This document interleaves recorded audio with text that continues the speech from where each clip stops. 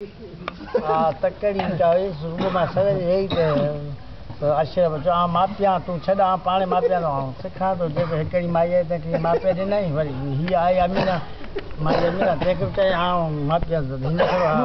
नओं माण्हू थोरो हेठि मथे हथ पे रफे त चइसि छॾ त तूं हाजी मापे थो तकड़ी आहे न तूं छॾ हाजी मापे त हिन चयो न मापिया तो होशियार त हुन चयो न छॾ त हाजी मापे तकड़िया पोइ तूं ॿिए मापे ॾी त हीअ चए न मापी तो सिखा तो माई यार मिसाल तू वरी ॿीहर सिखे तकड़ी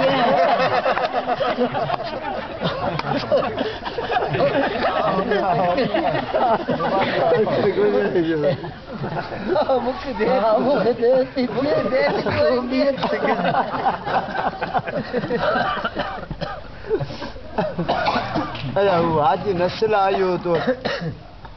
हाजी नस्ल क्यों है पांजो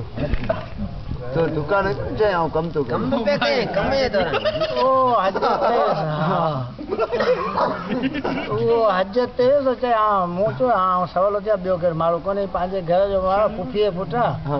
तो इने वेरे ने का बे मुके मादर मारो मिलंदो चे सुबह का अचा तो कारण सिखी तू बेफिक्र थी आज करे है ना उन्हें जे आयो ताजी मु आयो मुझे ता पास दवे तो ये सीट संभालनिया तो पासे दावे ही आयो थे तो बैठो ने तो मुझे विश्वास चेक कर ये कई माई आई का बोले आई बरो छे आई सा ये बार खीर कदी हिता मथा गए खीर या शुरू के ही अंतर मुने ते मस्त नौ मुलो तो परेशान ही तो मुझे हाथ ना आगे दे रे दिस जना हैदा मो कर वरी माई बोली न को परेशान ना वरी बार छे चीड़े दो खीर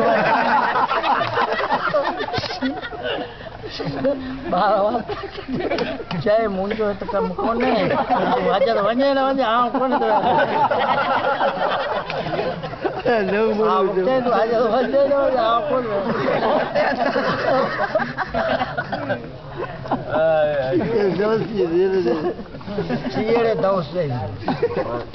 इहो पाण फुटबॉल हलियासीं न लांडीअम उते पंहिंजो फॾो थो मामू ब्राह्मण डोड़ियो जेको उहो कीअं मसइलो इहो हाँ जी मौजरे मिड़िया हुआ बरोच बरोच सां फॾो कोन थियो मामू ब्राह्मणी पासा गॾो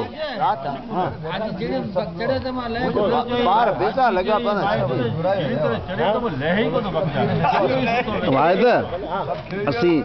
अलहदर फुटबॉल टीम हुई न तो लांडीअ मैच पियासीं उते फॾो थियो उते असांजो फॾो थियो बरोच